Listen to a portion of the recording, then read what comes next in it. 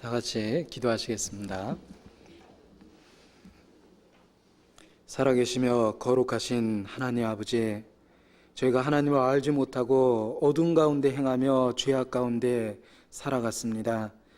그러한 저희를 은혜 가운데 불러주시고 우리의 모든 부끄러운 죄를 깨끗이 씻어주시며 하나님의 자녀로 삼아주셨습니다.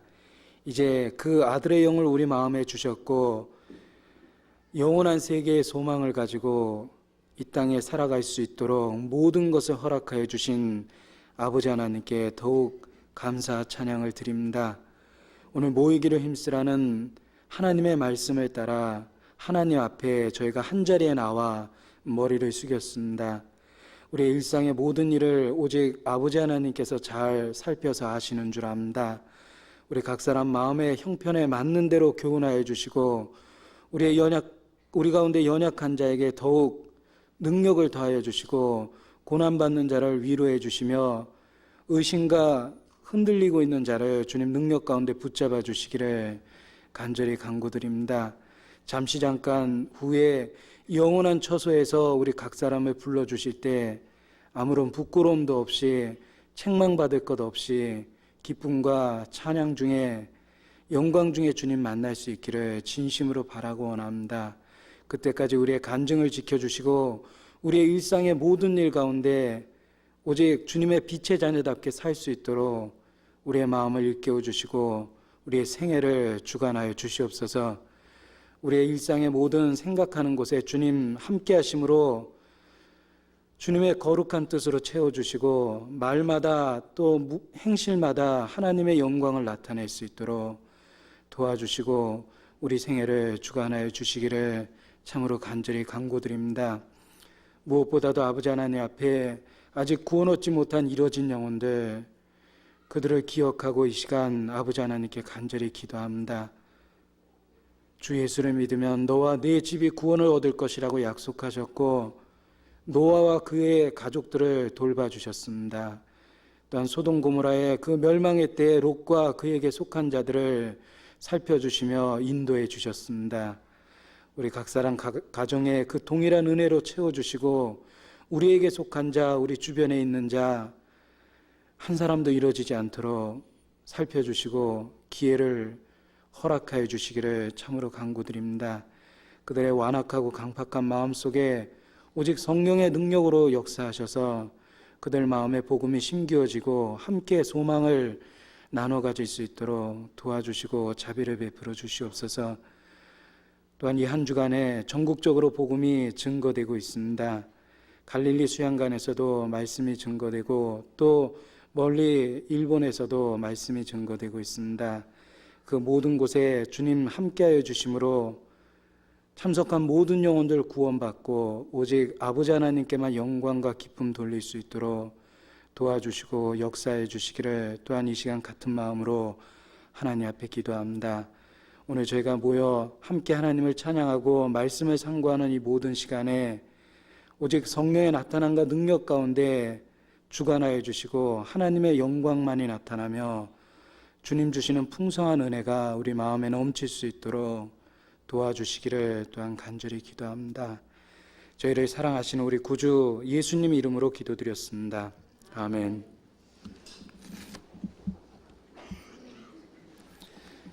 함께 성경 말씀 구약 성경 창세기 5장 말씀을 같이 보시겠습니다.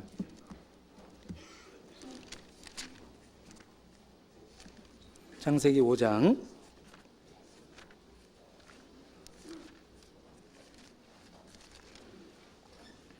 21절 말씀부터 24절까지의 말씀을 함께 천천히 읽겠습니다. 에녹은 65세에 무두셀라를 낳았고 무두셀라를 낳은 후 300년을 하나님과 동행하며 자녀를 낳았으며 그가 365세를 향수하였더라. 에녹이 하나님과 동행하더니 하나님이 그를 데려가심으로 세상에 있지 아니하였더라. 네. 이번 주 우리 공주에 있는 갈릴리 수양관에서 전도 집회가 진행되고 있습니다. 유한 목사님 그 집회를 위해서 내려가서 지금 집회를 인도 중에 계십니다. 또 홍정현 목사님은 이번 주 월요일 날 일본으로 출국하셨고 지금 그곳에서도 전도 집회가 진행되고 있습니다. 기억하시고 같이 기도해 주셨으면 합니다. 오늘 에녹에 대한 이야기를 가지고 같이 교훈을 나눠볼까 합니다. 우리 자신이 예수님을 그리스도로 믿는 증거는 성경이다, 이렇게 한마디로 이야기할 수 있습니다. 하나님은 우리의 믿음의 증거로서 기록된 성경을 주셨고, 그리고 그 성경 말씀을 우리 마음에 증거하는 영인 성령을 또 우리 마음에 부어주셨습니다. 아무튼 우리에게 주신 믿음의 가장 확실한 근거와 증거는 기록된 하나님의 말씀, 성경이다, 이렇게 얘기할 수 있습니다.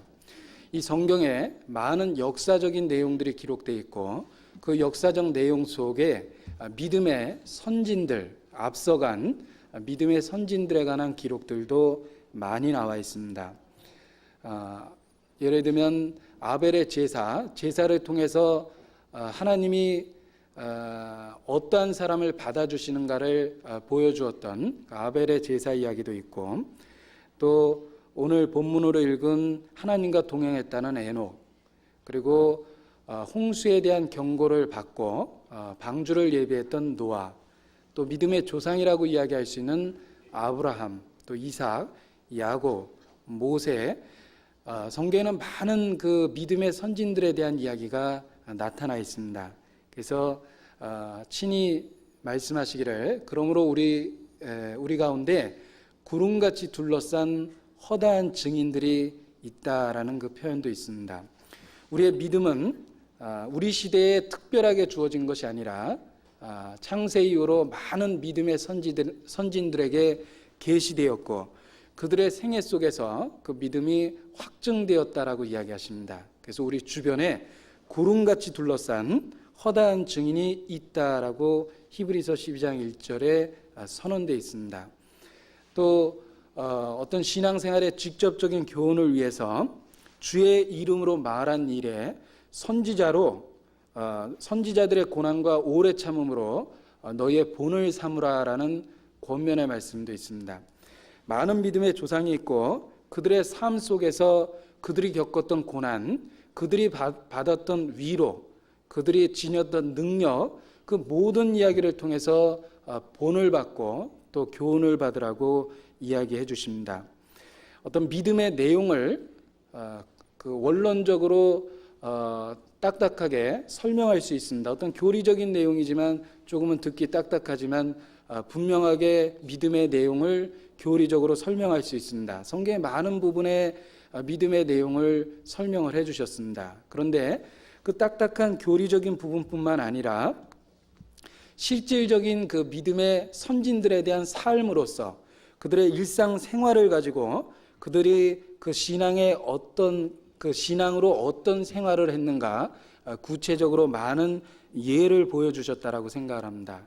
그래서 이론적인 교리가 아니라 실질적인 삶에 있어서 그들의 신앙이 어떻게 나타났고, 그들이 그 믿음으로 어떻게 승리하였고, 믿음으로 어떻게 고난을 이겼고, 믿음으로 어떻게 그의 생애를 보냈는가, 구체적인 삶의 흔적들이 성경에 많이 있습니다. 그래서 믿음의 원론도 있고, 그 원론을 적용했던 많은 믿음의 조상들의 실질적인 삶에 대한 기록도 성경에 가득하다, 그렇게 얘기할 수 있습니다. 오늘은 에녹이라는 사람의 그 생애 속에 믿음이 어떻게 나타났는가 같이 생각을 해보고 하나님이 주시는 교훈을 함께 나누고자 합니다. 오늘 창세기 5장에 에녹에 대한 이야기가 처음 나타나 있습니다. 이 창세기 5장은 아담의 족보 이야기로 시작을 합니다. 성경 곳곳에 족보에 관한 기록이 있습니다. 창세기 5장에 아담의 족보가 있고, 창세기 10장에 노아 자손들의 족보가 있습니다. 또 역대상 1장에 인류 역사 전체적인 족보가 나타나 있습니다. 그리고 마태복음 1장, 우리가 가장 많이 읽는다고 하는 신약 성경의 첫 부분, 마태복음 1장도 역시 족보로 시작되고 있습니다. 이 성경 곳곳에 족보가 기록된 것은 이 성경의 기록이 꾸며낸 이야기가 아니라 역사성이 있었고 그리고 사실이었다라는 걸 나타내주는 가장 확실한 증거 중에 하나라고 생각합니다. 성경의 많은 그 족보에 관한 이야기는 하나님은 이론 속에 공상 속에 존재했던 분이 아니라 실질적인 역사 속에 있었고 성경의 등장인물들은 역사성, 실제로 존재했던 사람이라는 것을 우리에게 일깨워 줍니다. 그래서 성경의 많은 족보는 성경의 사실이라는 실질적인 역사였다라는 걸 입증해 주는 가장 좋은 증거 중에 하나라고 이야기 드릴 수 있습니다. 또 많은 사람의 이름이 기록되어 있고 그들의 생애에 대해서 하나님이 언급해 주심으로 말미암아 성경에 기록되지 않은 실질적으로 모든 사람의 생애를 하나님께서 잘 아시고 지금도 하나님 앞에 있는 기념책에 기록되고 있다는 것도 일깨워 주신다고 생각합니다. 이 성경에 많은 사람의 이름이 나타나 있고 구체적으로 그들의 삶을 요약을 했습니다. 그 족보가 기록되어 있음으로 말미암아 우리 자신의 개인적인 삶의 여정도 하나님이 자세히 살펴 아시고 하나님 앞에 역시 기록되고 있다라는 것도 깨닫도록 도와줍니다. 그래서 족보는 성경의 역사성을 입증해주고 우리 개인의 삶이 하나님이 개인의 삶을 다 살펴보시고 있다라는 증거 중에 하나라 이렇게 이야기 드릴 수 있습니다.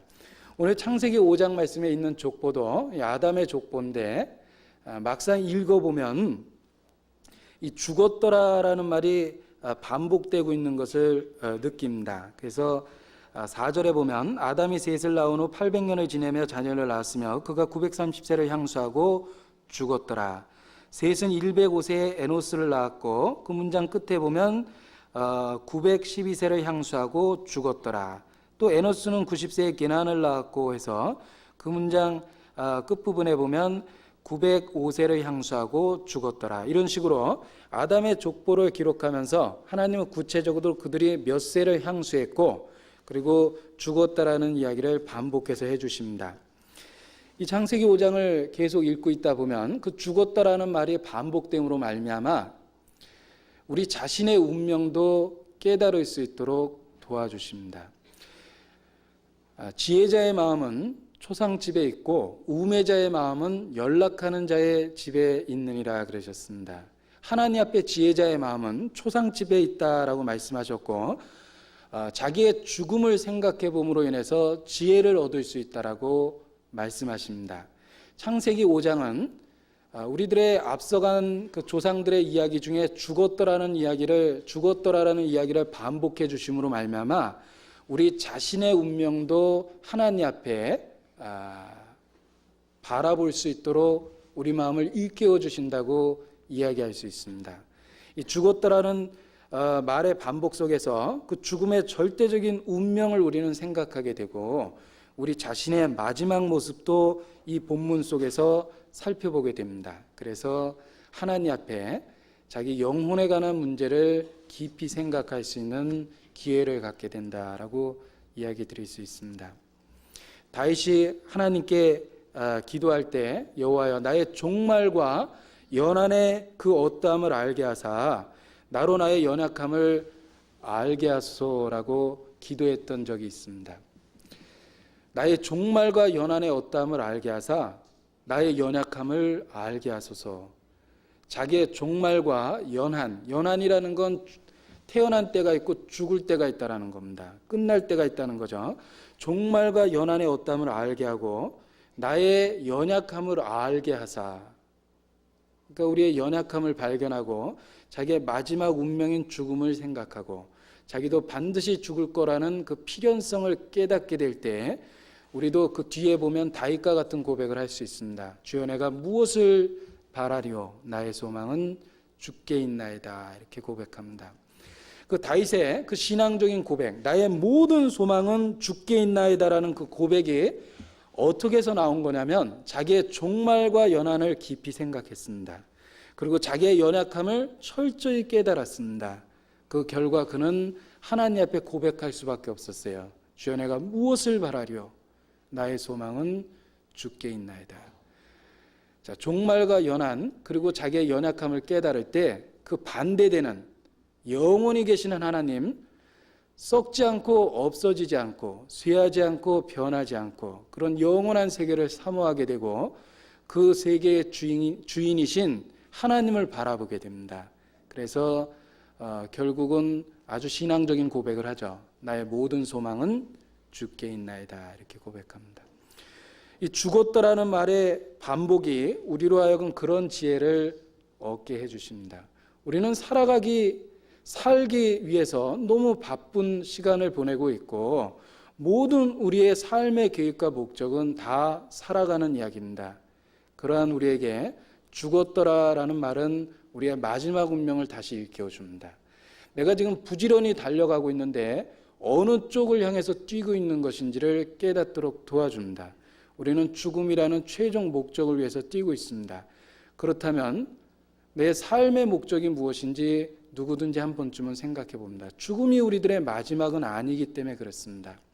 그래서 하나님은 우리의 마음을 일깨워 주시기 위해서 이 아담의 족보를 기록하시면서 구체적으로 죽었더라라는 말을 반복해 주셨다라고 생각합니다. 우리의 종말을 일깨워 주십니다. 우리의 연한을 일깨워 주십니다. 우리의 연약함을 마음에 깊이 깨닫도록 도와주십니다.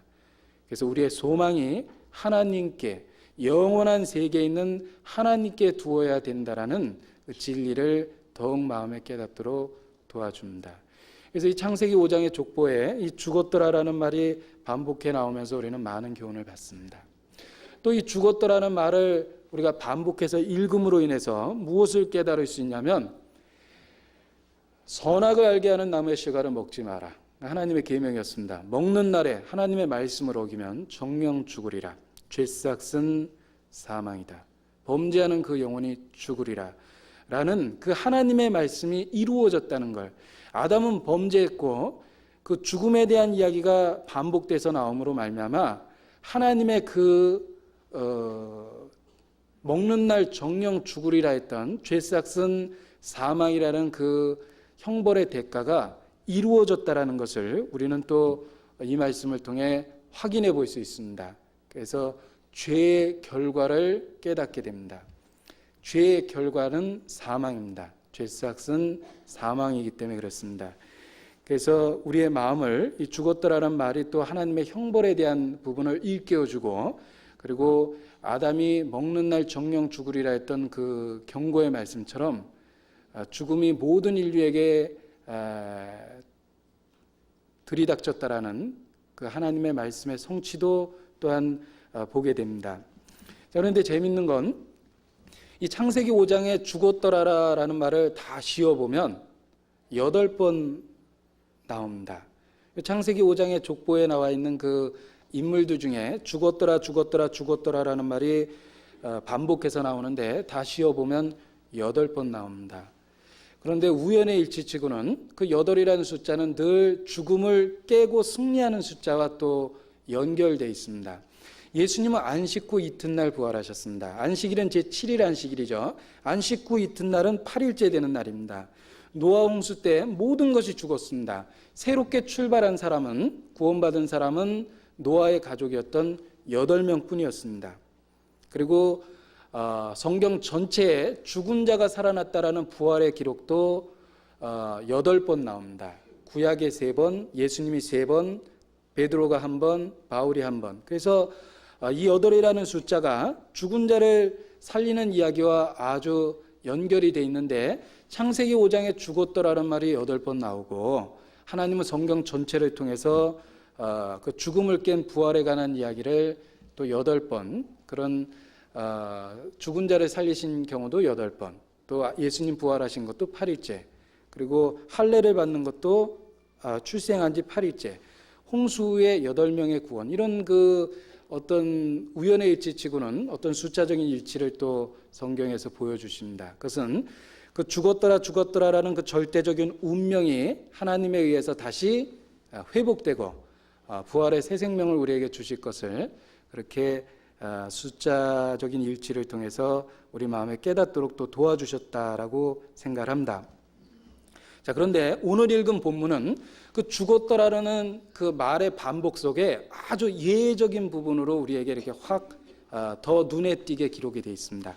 다 죽었더라 기록되어 있다가 에녹이 365세를 향수하였더라. 그리고 죽었더라가 아니고 에녹이 하나님과 동행하더니 하나님이 그를 데려가심으로 세상에 있지 아니하였더라. 이렇게 기록이 되어 있습니다. 죽었더라는 말이 반복되다가 우리에게 아주 전혀 다른 갑자기 이제 어두운 곳에 환한 불을 밝혀놓은 것처럼 하나님이 그를 데려가셨다라는 에녹에 관한 기록이 나옵니다. 그래서 더 우리에게 새롭게 보이고 구원받은 사람의 어떤 예표로서 이 에녹이 기록되어 있다라고 생각합니다. 자, 이 에녹의 생애를 잘 보면 그 앞에 나와 있는 다른 아담의 후손들과는 다른 표현을 썼습니다. 예를 들면 4절에 보면 이렇게 되어 있습니다. 창세기 5장 4절 아담이 셋을 낳은 후 800년을 어떻게 했다고요? 지내며 이렇게 되어 있습니다. 그 다음에 6절에 보면 셋은 105세에 에노스를 낳았고 에노스를 낳은 후 800년을 지내며 이렇게 되어 있고요. 또 9절에도 에노스는 90세에 게난을 낳았고 게난을 낳은 후 800년을 지내며, 그러니까 다른 사람의 생애 속에는 그 날을 지냈다라는 표현이 계속 나오다가 에녹에 있어서는 어떻게 표현하셨냐면 24절에 보면 에녹이 하나님과 동행하더니 이렇게 쓰셨습니다. 그러니까 그들의 삶을 표현하면서 다른 사람을 표현할 때는 그들이 몇 세를 지냈다 이렇게 표현하셨고, 그리고 에녹을 표현하면서는 에녹이 하나님과 동행했다 이렇게 표현하셨습니다. 그래서 에녹이 300년을 지내며 이렇게 안 돼 있고 300년을 하나님과 동행하며 자녀를 낳았다. 자, 이 다른 사람의 표현은 지내며 이렇게 돼 있고 에녹에 관한 표현은 동행했다, 하나님과 동행했다라는 표현으로 돼 있는데, 우리 어떤 신앙적인 삶이 일상의 모든 사람과 다르다는 걸 좀 깨닫도록 도와준다고 생각합니다. 그냥 육신의 수명을 그냥 보내는 사람, 하나님 없이 인생을 살아가는 사람은 지금도 지내고 있는 겁니다. 그냥 세월을 지내치고 살아가고 있을 뿐입니다. 그는 그냥 생명 현상으로서 아침에 눈을 뜨고 저녁에 잠을 자고 그 모든 일을 반복하고 있습니다. 그의 삶에는 열매라는 건 없습니다. 영적인 열매는 없습니다. 자기를 위해서 살고 하나님께 대해서는 전혀 부여치 못합니다. 그의 삶의 모습은 그냥 지내고 있습니다. 그냥 스쳐 지나가고 있고 그냥 살아가는 모습일 뿐입니다. 그런데 에녹의 생애는 300년을 지내며 이렇게 안 했죠. 300년을 하나님과 동행했다 이렇게 되어 있습니다. 바로 신앙인의 삶이 그와 같이 다르다라고 우리 마음에 일깨워 주십니다. 이 세상 사람들은 하나님이 주신 수명을 그냥 지내고 있습니다. 그냥 살아가고 있습니다. 그러나 그리스도인은 동행하고 있습니다. 하나님과의 동행, 어떤 영적인 결실을 맺는 삶을 살아가고 있다 이렇게 표현할 수 있습니다. 그래서 영어 성경에도 보면 다른 사람의 생애를 묘사할 땐 그냥 live, 살아가고 있다 이렇게 표현했고, 이 에녹의 경우는 walked with God, 하나님과 걸어가고 있다, 동행했다 이렇게 표현을 했습니다.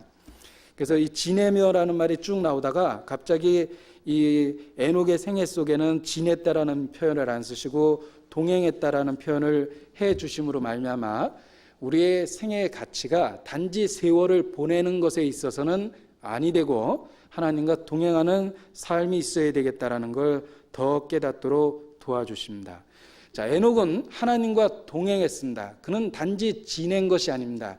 그는 자기의 인생을 허비하고 그냥 스쳐 지내보낸 것이 아니라 그는 하나님과 동행했습니다. 자, 우리 인생을 살아가는 데 있어서도 동반자가 필요합니다. 그래서 혼기가 차면 결혼을 하려고 그러고 인생의 동반자로서 남편을 얻거나 아내를 얻습니다. 또 살아가는 데 필요한 친구라든지 또는 사업을 하는 데 있어서 필요한 동반자를 우리는 구합니다. 그런데 진짜 중요한 것은 우리 인생의 가장 중요한 동반자는 에녹의 생애에 나타나는 것처럼 어떤 육신적인 배우자 또는 사업적인 어떤 파트너나 동업자가 아니라 바로 하나님이라는 것을 또 우리 마음에 일깨워 줍니다. 그래서 진정한 우리 인생의 동반자는 하나님이다. 그것을 에녹의 생애를 통해서 또 교훈을 해주신다고 생각합니다. 이 잠언에 아주 유명한 말씀 있죠. 잠언 13장 20절에 보면 지혜자와 동행하면 지혜를 얻고 우매자와 동행하면 해를 받는다, 이렇게 말씀하십니다. 지혜자와 동행하면 지혜를 얻습니다. 하나님과 동행하면 지혜의 근원이십니다. 지혜와 생명의 근원이신 하나님과 동행하면 우리는 그분으로부터 많은 지혜와 생명을 얻을 수 있습니다. 많은 영적 결실을 얻어낼 수 있습니다. 그래서 우리 생애의 최고의 동반자는 창조주라는 것을 에녹의 생애를 통해서 교훈을 해주신다고 생각합니다. 자, 이 에녹은 하나님과 동행한 인물로서 우리 모든 구원받은 사람의 생애를 그림처럼, 모형처럼 보여주고 있습니다. 창세기 5장에 표시해 놓으시고 히브리서 11장 5절 말씀을 같이 보시겠습니다. 히브리서 11장 5절입니다.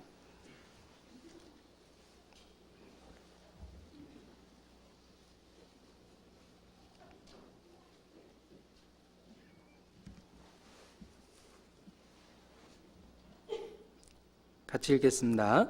믿음으로 에녹은 죽음을 보지 않고 옮기었으니 하나님이 저를 옮기심으로 다시 보이지 아니하니라.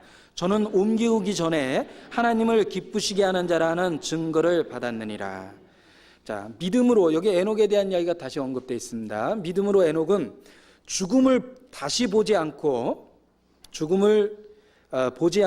옮기었으니 하나님이 저를 옮기심으로 다시 보이지 아니하니라 그랬습니다. 에녹은 죽음을 보지 않고 옮기었다라고 여기 창세기에 기록된 말씀을 다시 우리에게 일깨워주고 계십니다. 자, 이게 죽음을 보지 않고 옮기었다라는 말씀 속에서 에녹이 우리 모든 구원받은 사람의 모형으로서 또 나타나고 있습니다. 자, 에녹은 죽음을 보지 않고 옮기었습니다. 자, 영적으로 이 말씀을 적용해 보면 죽음이라는 것은 죄의 결과입니다. 죄 삭은 사망이라고 그러셨습니다. 죽음을 보지 않고 옮겼다라는 말은 바로 영원한 형벌을 당하지 않고 하나님이 계시는 그 사랑의 나라로 옮기운 구원받은 사람들을 또 모형적으로 보여준다고 얘기할 수 있습니다. 예수님께서 이르시기를 누구든지 내 말을 듣고 나 보내신 이를 믿는 자는 영생을 얻었고 심판에 이르지 아니하나니. 자, 제가 유명한 성경의 복음적인 구절을 외웠습니다. 요한복음 5장 24절이에요. 그 다음의 구절이 뭐냐면 사망에서 생명으로 옮기었느니라, 이렇게 얘기하십니다. 또 우리를 그 멸망의 구덩이에서 건져내사 그 사랑의 아들의 나라로 옮기셨으니 우리가 그 아들 안에서 구속곧 죄사함을 받았다라고 얘기하십니다. 이 옮기었다라는 말씀이 바로 사망에서 생명으로 옮겼다라는 말씀을 우리 마음에 일깨워 주십니다. 그래서 에녹은 죽음을 보지 않고 하나님께서 그를 옮기셨다라는 이 표현 속에서 바로 죄 삭은 사망이라는 그 형벌을 우리로부터 옮기신 그 구원의 사실을 우리 마음에 또 일깨울 수 있습니다. 그래서 에녹은 모든 구원받은 사람의 모형으로서 우리 마음에 또 교훈을 해줍니다. 자, 그뿐만 아니라 이 에녹은 노아 홍수 전에 하나님이 그를 산채로 데려가셨습니다. 노아 때 홍수가 쏟아지기 전에 하나님은 에녹을 산채로 하나님의 나라로 옮겨가셨습니다.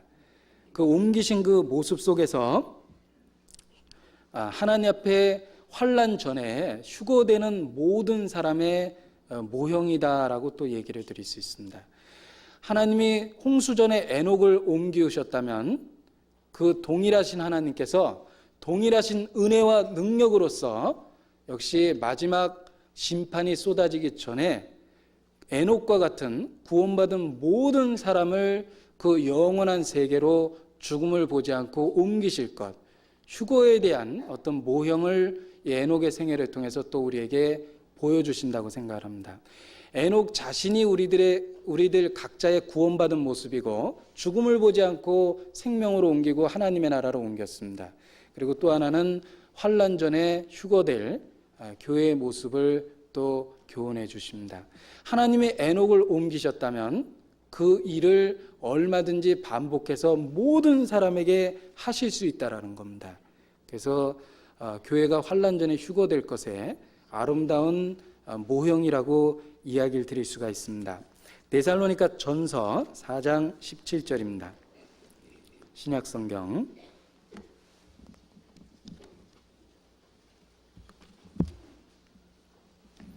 데살로니가 전서 4장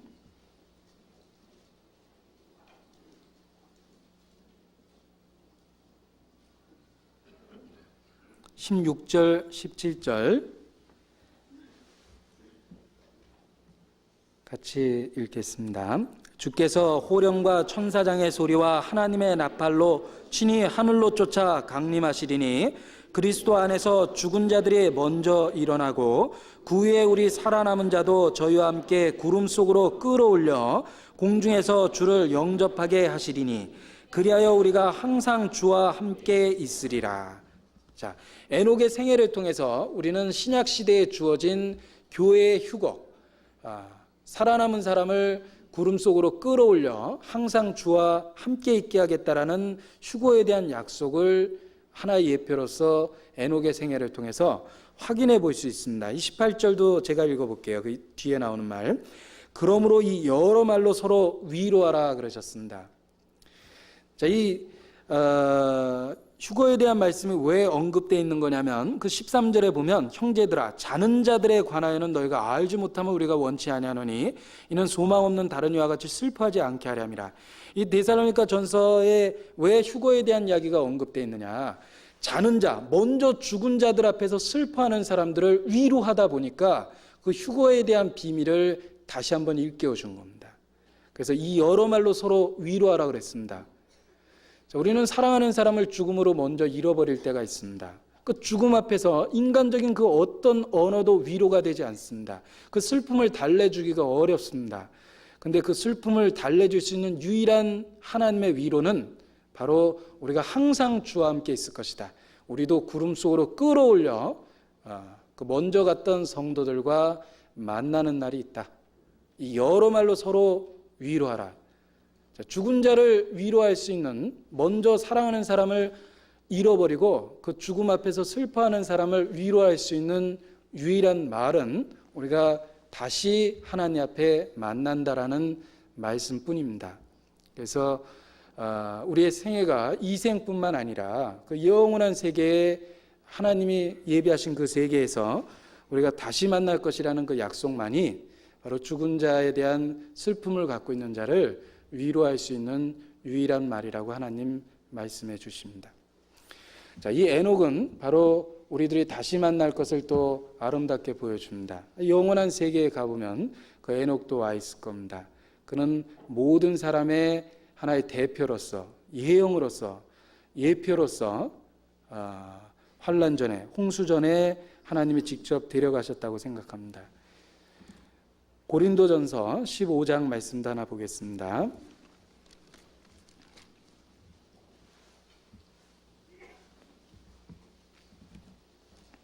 고린도전서 15장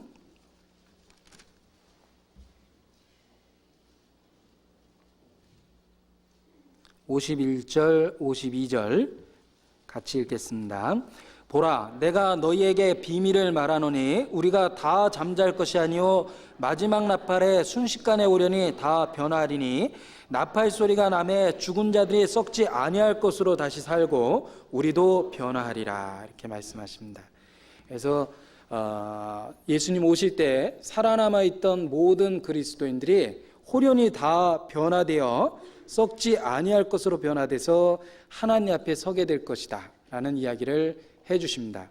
보라, 내가 너에게 비밀을 말하노니 그랬죠. 이 보라라는 말은 하나님께서 우리의 마음을 일깨우는 표현입니다. 성령은 우리의 마음을 일깨우시고 그 중요한 사실을 늘 우리가 주목하고 우리 마음에 간직하기를 원하십니다. 그래서 보라라는 강조하는 그 말을 썼다라고 생각합니다. 우리의 마음속에 바로 구름 속으로 끌어올려 공중에서 그 영원한 세계에서 주님을 만날 것이라는 소망을 늘 마음에 간직한다면 우리도 에녹과 같이 늘 하나님과 동행할 수 있습니다. 에녹은 하나님께 끌어올릴 거라는 약속을 받았는지 모르겠어요. 아무튼 그는 하나님과 동행한 결과로서 끌어올림을 받았습니다. 자, 우리는 끌어올릴 거라는 분명한 약속을 가지고 있습니다. 어떤 면에서 에녹보다 더 유리한 위치에 있죠. 우리는 끌어올리실 거라는 분명한 약속을 갖고 있습니다. 그렇다면 에녹처럼 동행하지 못할 이유가 없다라는 겁니다. 에녹은 하나님과 동행하다가 하나님이 그를 데려가셨고, 교회는 어떻습니까? 데려가시겠다라는 약속을 주셨고, 우리는 그 약속이 있기 때문에 에녹과 같은 삶을 거꾸로 살 수 있는 겁니다. 그래서 이 에녹을 왜 하나님께서 데려가셨고 그 사실을 성경에 기록하셨을까? 바로 모든 그리스도인들을 위해서 이러한 일을 하셨다라고 생각합니다. 마지막 때 주님 오실 때 산채로 죽음을 보지 않고 하나님 나라에 들어갈 그 특별한 은혜를 받은 사람들에게 그 사실을 알려주시려고 에녹의 생애를 통해서 하나님 역사하셨다고 생각합니다. 그래서 에녹은 우리에게 지금 굉장한 기쁨의 어떤 근원이고 또 우리의 기쁨의 근원에 대한 보증이라고 이야기할 수 있습니다. 요즘에 유행하는 말 중에 샘플만 써봐도 알아요, 그런 말이 있죠. 하나님은 에녹을 통해서 그 휴거의 예표를 보여준 겁니다. 그러니까 우리는 진짜 그 확실한 예형을 통해서, 그 모형을 통해서 우리들의 주님을 다시 만난다라는 영원한 세계에 썩지 않는 몸으로 주님 앞에 설 거라는 그 소망을 다시 한번 마음에 분명히 가질 수 있습니다. 그리고 거꾸로 하나님과 동행할 수 있는 힘과 어떤 용기와 위로를 얻게 된다고 생각합니다. 자, 에녹은 하나님과 동행했습니다. 창세기 5장 다시 한번 본문을 보죠. 창세기 5장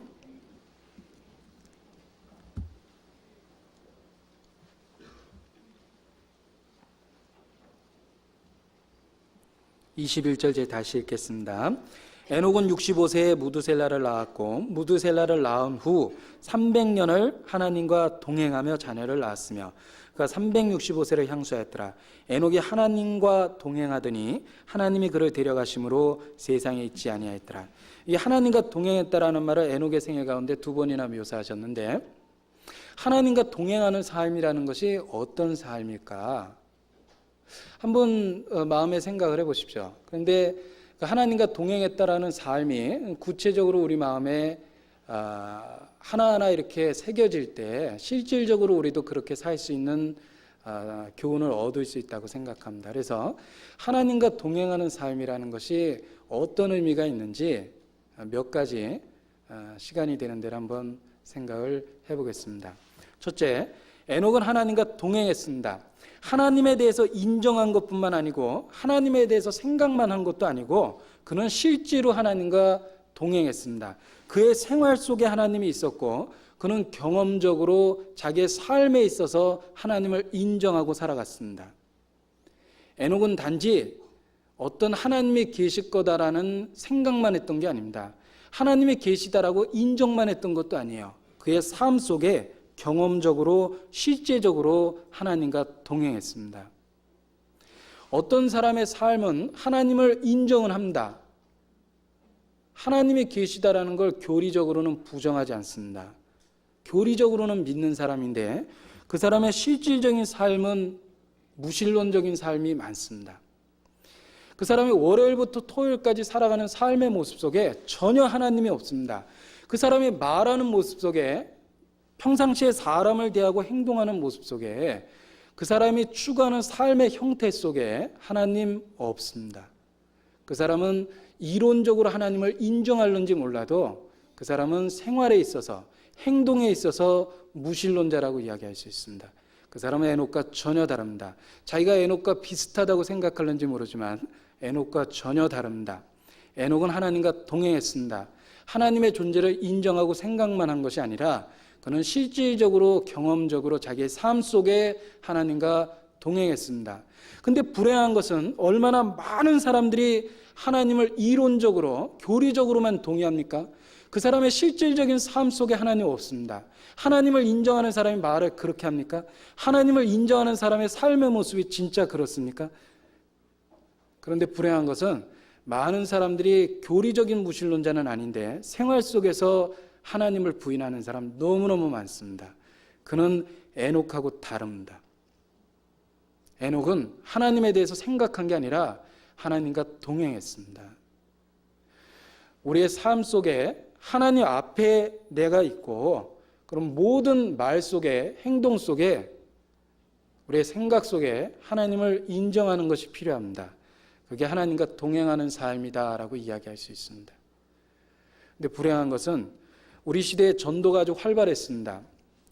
우리나라 개신교 역사 100년밖에 안 되는데도 불구하고 25%의 기독교를 자랑합니다. 양적인 성장을 했습니다.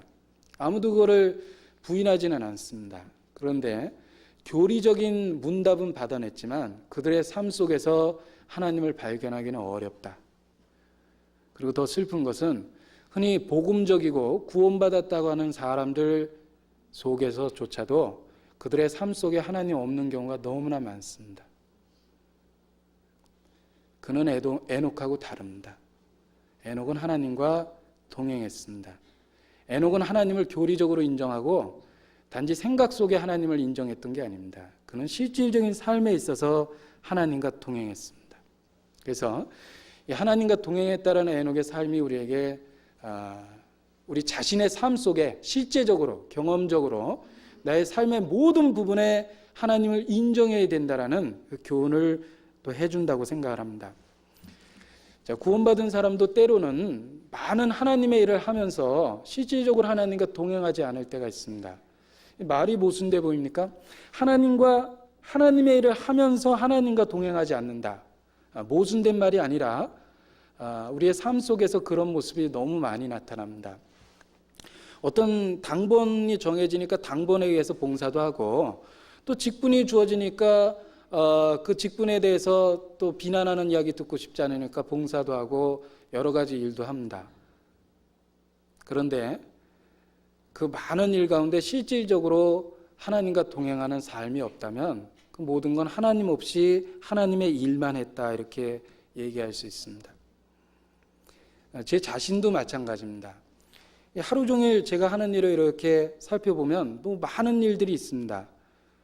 이렇게 하루 계획표를 가지고 그 계획 가지고 오늘 누구 만나고 무슨 일하고 어떤 준비하고 이런 그 나름대로의 스케줄을 많이 갖고 있습니다. 그런데 어떨 때 보면 그 일에 당장 이렇게 해야 되는 많은 일이 있습니다. 그러니까 상담하고 거의 다 이제 성경하고 관계된 일이죠. 뭐 상담하고 전도하고 설교 준비하고 또 말씀 묵상하고 여러 가지 하지만 어떨 때 보면 그 모든 일이 기계적으로 반복적으로 아무 생각 없이 내게 반복될 때가 있어요.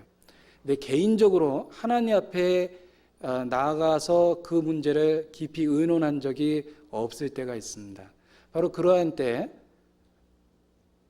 하나님의 일은 하고 있지만 하나님과 동행하지는 않았다, 이렇게 스스로 반성될 때가 많습니다. 그래서 먼저는 개인적으로 하나님과 동행하는 삶, 자기의 하나님과의 은밀한 교제가 그 외적인 모든 봉사활동에 나타나야 된다고 생각합니다. 그래서 이 에녹은 실질적인 자기의 생활 속에서 하나님과 동행했고, 그가 믿음의 어떤 그 모범적인 예로서 성경에 기록되어 있다라고 생각합니다. 하나님의 일은 하는 사람이 많다. 그러나 하나님과 개인적인 동행을 하는 사람은 적다. 그게 모순 있는 것처럼 보이지만 그 말씀을 잘 생각해 보면 우리의 삶의 모습 속에서 너무 반복적으로 습관적으로 단지 일상의 일로서 교회에 오고 가고 아무 생각이 없고 하나님 앞에 개인적인 어떤 그 깊은 교제나 하나님이 주시는 마음의 은혜나 기쁨을 잃어버리는 경우가 많습니다. 하나님은 하나님의 일을 하기도 원하시지만 먼저는 하나님과 동행하시기를 원합니다. 예수님은 공적인 많은 스케줄이 있었지만 그는 공적인 스케줄이 끝나기 무섭게 성경 읽어보면 그가 감난산에 올라가셔서 밤새도록 하나님과 함께 있었다라는 표현이 많이 나옵니다. 그분은 예수님 많은 일을 하셨지만 그 반면에 하나님 앞에 개인적인 또 많은 시간을 가졌습니다. 그래서 우리의 삶 속에서도 하나님과 동행하는 실질적인 삶의 경험이 있고 그런 경험 가운데 하나님의 일을 하게 된다면 그야말로 교만하지 않고 불평하지 않고 판단하지 않고 사람으로부터 인정받길 원하지 않고 묵묵히 아무도 보지 않는 곳에서 하나님 앞에서만 그 일을 충성되이 할 수 있을 거라고 생각합니다. 에녹은 하나님과 동행했습니다. 자, 또 하나 에녹이 그 하나님과 동행했다라는 삶 속에서 우리 교훈을 받을 수 있는 면이 있습니다. 이 동행했다라는 말에서 자, 우리가 같은 방향이 아니면은 동행하기가 어렵습니다.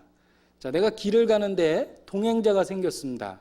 그런데 방향이 틀립니다. 그러면 아무리 마음에 드는 사람이고 좋은 사람이지만 내가 걸어가는 방향이 틀리다면 헤어질 수밖에 없습니다. 이 동행했다라는 말 속에서 이 동행한다라는 말은 같은 방향으로 걸어가고 있다라고 생각해 볼 수 있습니다. 에녹은 하나님과 동행했습니다. 결국 우리에게 어떤 의미를 주냐면 에녹의 생애 자체가 하나님이 걸어가시려고 하나님이 계획하신 방향으로 걷고 있었다. 하나님 뜻대로 살아가고 있었다. 그렇게 말씀드릴 수 있습니다. 같은 방향이지만 걸어갈 수 있기 때문에 함께 동행할 수 있기 때문에 그렇습니다. 에녹이 하나님과 동행했다는 건 하나님이 계획하는 인간의 삶과 에녹이 추구하는 삶의 목표가 같았습니다.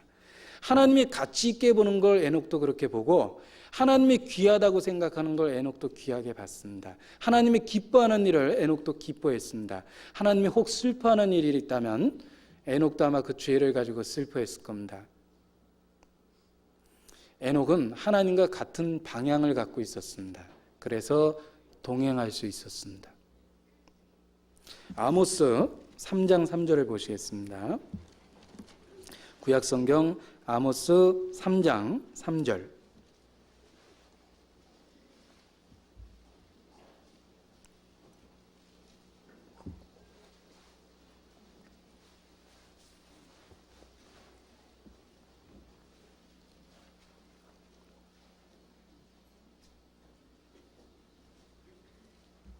구약성경 1277페이지입니다.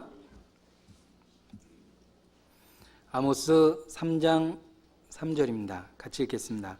두 사람이 의합지 못하고야 어찌 동행하겠으며. 자, 두 사람이 의합지 못하고야 어찌 동행할 수 있겠느냐. 같은 뜻을 갖고 있고 같은 계획을 갖고 있고 같은 목적이 있어야지만 방향이 같아야지만 동행할 수 있다는 겁니다. 우리는 상식적인 선안에서도 이 말이 사실이라고 느낍니다. 굳이 아모스 3장 3절을 인용하지 않았다 하더라도 우리의 상식은 같은 방향이야지만 동행할 수 있다는 말을 상식적으로도 이해할 수 있습니다. 에녹의 생애가 그와 같았습니다. 에녹은 하나님과 같은 방향을 갖고 있었다는 거예요. 마치 예수님의 기도와 같았을 거라고 생각합니다. 예수님이 기도하시기를 내 뜻대로 하지 마옵시고 아버지 뜻대로 되기를 원하나이다. 예수님 기도하셨습니다. 에녹도 그 생애 내내 하나님께 그렇게 기도했을 거라고 생각합니다. 내 뜻대로 하지 마옵시고 아버지 뜻대로 되기를 원하나이다. 에녹은 틀림없이 그와 같이 기도했을 겁니다. 그래서 하나님과 동행할 수 있었습니다. 하나님이 걸어가시려는 그곳, 하나님이 계획하신 그곳, 그곳이 바로 내가 걸어갈 곳입니다 라고 아마 그는 고백했을 거예요. 어떤 찬송가 작시자가 내 주여 뜻대로 행하시옵소서 찬송가 노래에 노랫말을 지었습니다. 온몸과 영을 다 주께 드리니 이 세상 고락간 주 인도하시고 날 주관하셔서 뜻대로 하소서. 이런 아름다운 노랫말에 찬송가를 지었습니다. 우리가 그 찬송가 어떻게 지었는가 찬송가 해설 밑에 읽어보면 아마 깜짝 놀랄 거예요. 그 사람 목사였습니다. 집에 돌아와 보니까 불이 났어요. 그 불 타서 재가 된 자기의 집에 아이들이 보이지 않았습니다. 그 불탄 곳에서 죽은 아이들을 발견했어요. 그리고 지은 찬송시가 내 주여 뜻대로 하소서라고 찬송을 했습니다. 자, 아마 가장 고통스러운 순간에도 이와 같이 에녹은 그렇게 고백했을 겁니다. 내 뜻대로 마옵시고 아버지 뜻대로 되기를 원하나이다. 우리도 순간순간 갑자기 하나님과 동행할 수 있습니다. 그러나 우리의 생애 내내 하나님과 동행할 수 있다는 건 믿음으로만이 가능합니다. 에녹은 하나님과 동행했고 하나님과 같은 방향을 가졌습니다.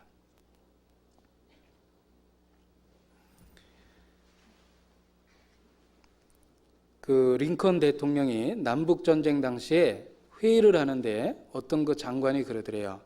하나님께서 우리 편이 되어 주실지 모르겠다 이렇게 이야기하니까 링컨 대통령 이야기하기를 하나님이 우리 편이 되어 주시기를 기도하지 말고 우리가 하나님 편이 되도록 기도해야 된다라고 얘기했습니다.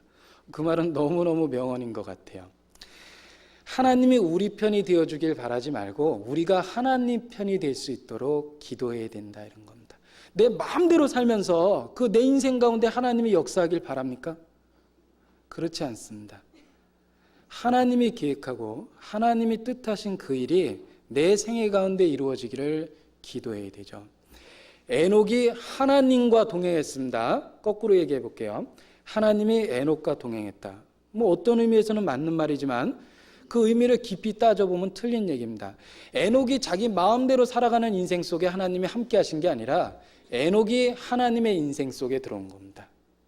내 인생 속에 내 계획과 내 꿈과 내 삶의 환경 속에 주님이 오시는 게 아니라 주님이 뜻하신 그 일 속에 내가 들어가는 겁니다.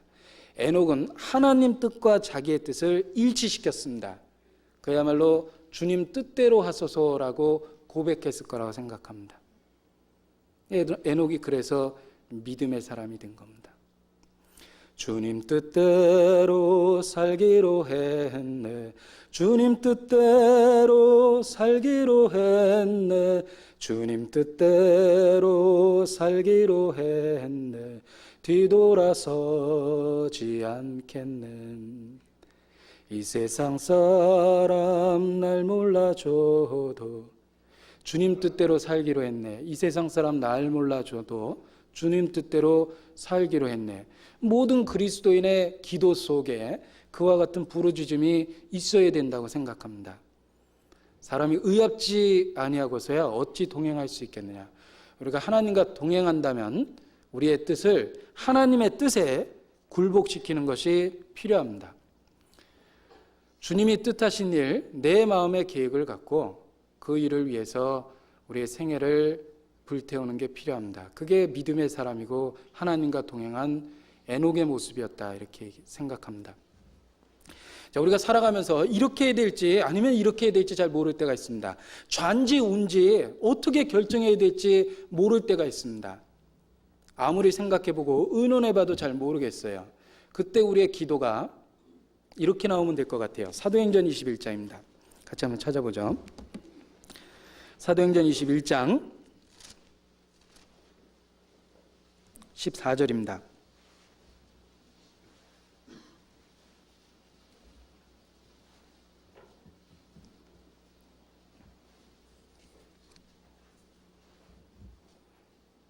(14절) 같이 읽겠습니다. 저가 권함을 받지 아니하므로 우리가 주의 뜻대로 이루어지리다 하고 그쳤노라. 자, 바울이 예루살렘에 올라가야 되는지 아니면 그 위험한 곳에 틀림없이 죽을 텐데 올라가지 말아야 될 건지 제자들 간의 의견이 갈라졌어요. 그래서 서로 여러 가지 얘기를 했습니다. 올라가냐 마냐 막 갑론을박하다가 결국은 그 제자들이 함께 모여서 기도했습니다. 우리가 주의 뜻대로 이루어지리이다 하고 그쳤노라 그랬습니다. 자, 우리가 삶의 어떤 갈림길에 섰습니다. 내가 좌해야 될지 우해야 될지 나는 분별하기 어렵습니다. 어느 게 하나님의 뜻인지 내 스스로도 알지 못하겠습니다. 그때 우리의 기도가 이와 같이 하면 될 것 같아요. 우리가 주의 뜻대로 이루어지리이다 하고 그쳤노라.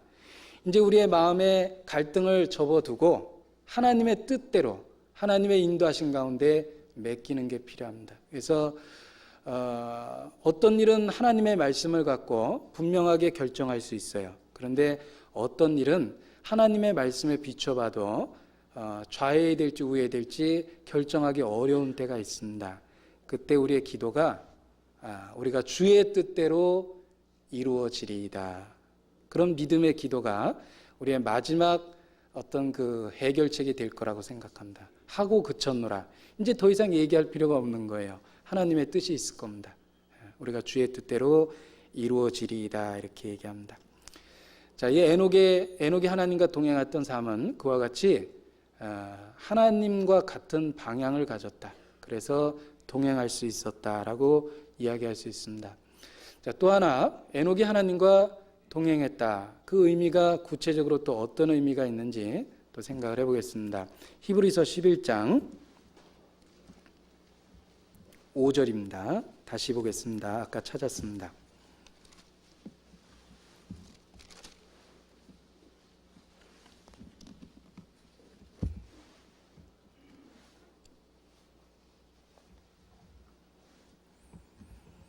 히브리서 11장 5절에 에녹이 어떻게 하나님과 동행했는지, 그 동행했다는 말이 어떤 의미인지를 아주 분명하게 네 글자로 가르쳐 줬어요. 제가 읽겠습니다. 믿음으로 에녹은 죽음을 보지 않고 옮겼으니 하나님이 저를 옮기심으로 다시 보이지 아니하니라. 저는 옮기우기 전에 하나님을 기쁘시게 하는 자라 증거를 받았느니라. 어떻게? 믿음으로 이렇게 되어 있습니다. 그리고 6절에 보면 그 에녹의 이야기와 이어진 겁니다. 잘 읽어보면 이어진 거라는 걸 알 수 있어요. 자, 믿음으로 에녹은 하나님을 기쁘시게 하는 자란 증거를 얻었는데 6절에 반복됩니다. 그 믿음이 없이는 기쁘시게 못하나니. 에녹은 믿음으로 기쁘시게 하는 자라는 증거를 얻었고 믿음이 없이는 기쁘시게 못하나니. 조금 아까는 긍정적으로 믿음의 중요성을 이야기했습니다. 하나님을 기쁘시게 하는 게 무엇이냐? 믿음으로 아주 분명하게 긍정적으로 이야기했고, 이번에 6절에는 부정적인 의미를 가지고 더 확실하게 의미를 빛나도록 도와줍니다. 믿음이 없이는 기쁘시게 못한다. 이 영어 성경에 보면 impossible입니다. 불가능하다 이렇게 돼 있어요. 믿음이 없으면 하나님을 기쁘시게 하는 건 불가능하다 이렇게 얘기합니다. 아주 너무나 분명하게 믿음의 중요성을 우리 마음에 일깨워줍니다. 자, 믿음의 반대는 행위입니다. 저희가 믿음에 의지하지 않고 행위에 의지한 거로 넘어졌다라는 로마서 말씀처럼 믿음의 반대는 행위입니다. 행위는 자기 자신을 근거로 하는 겁니다. 믿음은 하나님께서 하시는 일, 하나님의 속성, 하나님의 은혜, 하나님의 사랑, 하나님의 원래 우리에게 갖고 계신 계획들, 거기서부터 출발하는 게 믿음입니다. 행위는 자기로부터 출발하고 믿음은 위에서부터 출발합니다. 에녹이 어떻게 하나님을 기쁘시게 해드렸는가? 그럼 믿음으로 그렇게 했습니다. 만약에 에녹이 행위로 했다면 우리는 아마 하나님을 기쁘시게 한다라는 말에 대해서 자신감이 없어질지도 몰라요. 어느 정도 했길래 하나님이 기뻐했을까? 그런데 그 하나님을 기쁘시게 하고 하나님과 동행했다라는 근거가 행위가 아니고 믿음입니다.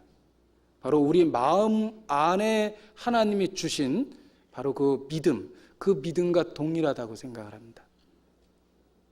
에녹이 어떻게 하나님과 동행했는가? 그는 믿음으로 하나님 앞에 나아갔습니다.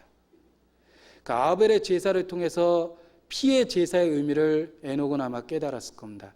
누구든지 하나님께 나아가는 자, 그 피의 제사를 통해 나갑니다. 아벨은 그 피로써 많은 후손들에게 그 사실을 증거했습니다. 그 아벨의 후손이었던 에녹도 그 자기에게 믿음의 조상이 됐던 아벨의 제사를 통해서 아마 깨달았을 겁니다. 그래서 믿음을 갖게 되었을 겁니다. 하나님의 은혜를 의지했을 겁니다. 경건치 아니한 자를 의롭다 하시는 그 믿음을 의로 여기는 그 믿음의 원리를 깨달았을 겁니다. 왜 하나님이 양의 그 죽음 앞에서 그 양이 비참하게 죽어서 피를 흘리는 제사를 통해서 아벨에게 응답해 주셨는지 그 의미를 깨달았을 겁니다. 타락된 죄인이, 본성 속에 죄가 있는 죄인이 바로 하나님의 은혜와 긍휼을 의지 않고서는 나갈 수 없다라는 믿음의 원리를 깨달았을 겁니다. 그래서 그 에녹은 그 믿음의 원리를 자기 생활 속에 갖게 되었고 그는 하나님과 동행할 수 있었습니다. 죄성이 있는 연약한 인간이었지만 그 생애 가운데 거룩한 하나님과 동행할 수 있었습니다. 그래서 믿음으로 그는 하나님을 기쁘시게 해드렸고 그 에녹의 믿음의 내용이 6절에 나오는 거예요.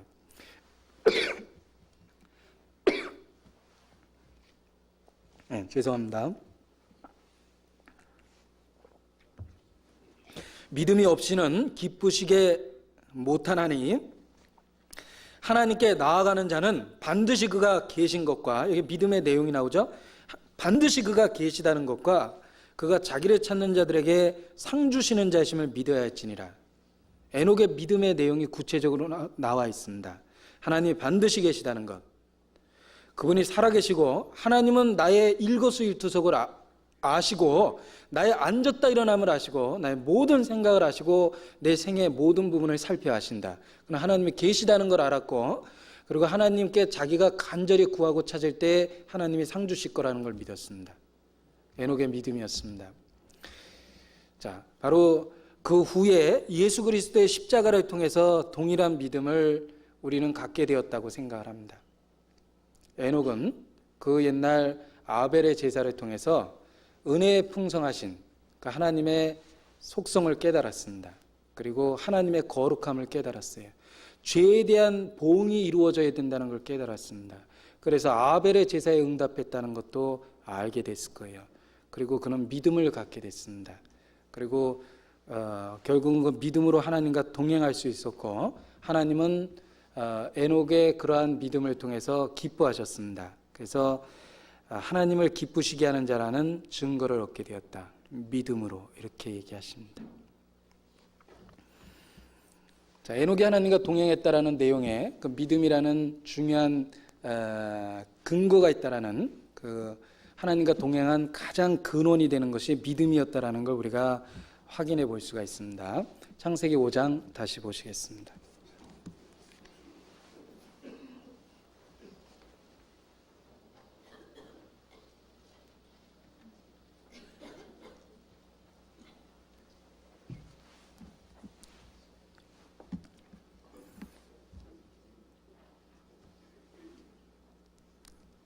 창세기 5장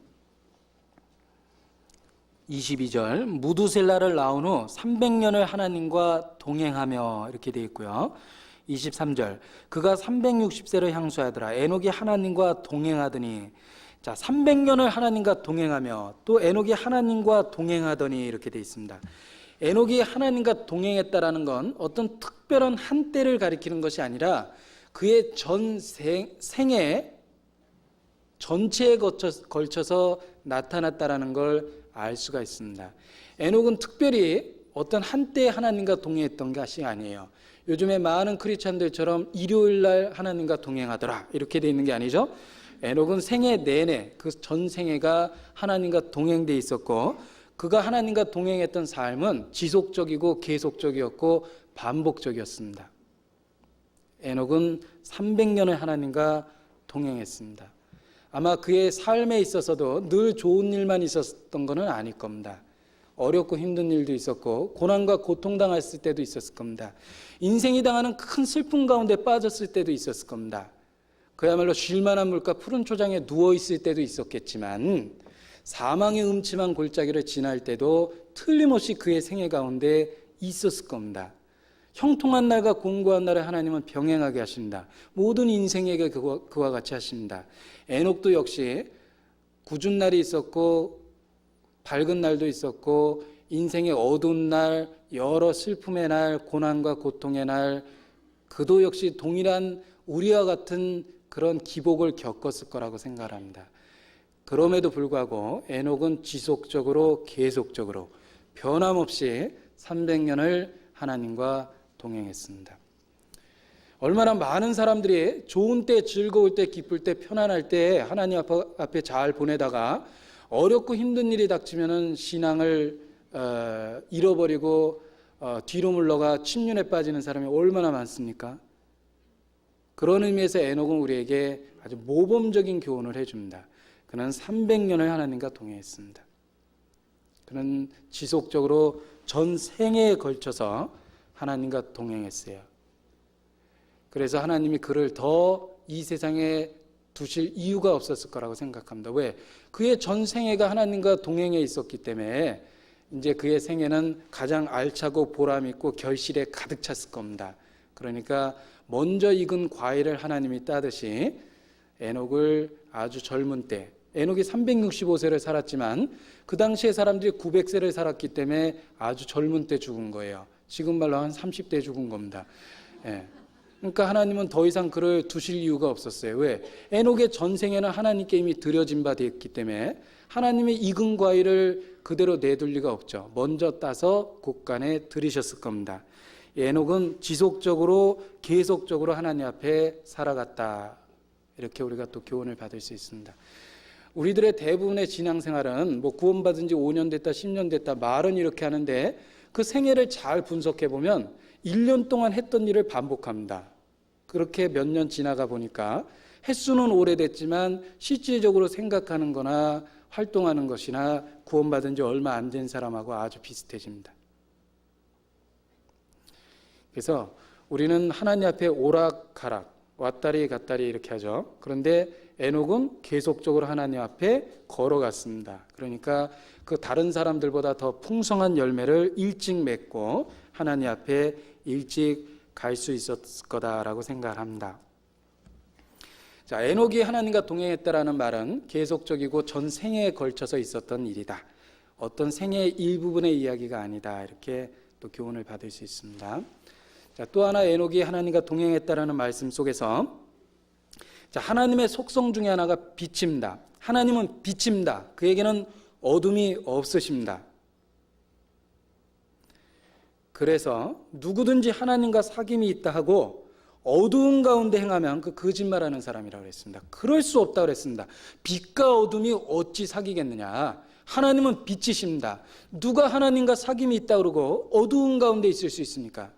자기 안에 미움과 시기와 질투 그런 거 가지고 하나님 앞에 나아갈 수 있습니까? 기도가 막혀버리죠.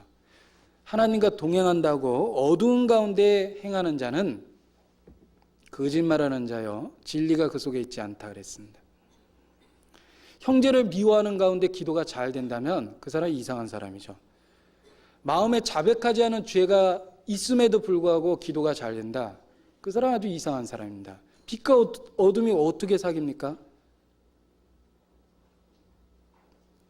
하나님은 거룩하십니다. 하나님은 빛이십니다. 하나님과 동행했다라는 건 에녹의 도덕적인 삶에 있어서도 그는 구별되어 있었고 성결했다. 그렇게 이야기할 수 있습니다. 요한일서 1장 6절입니다.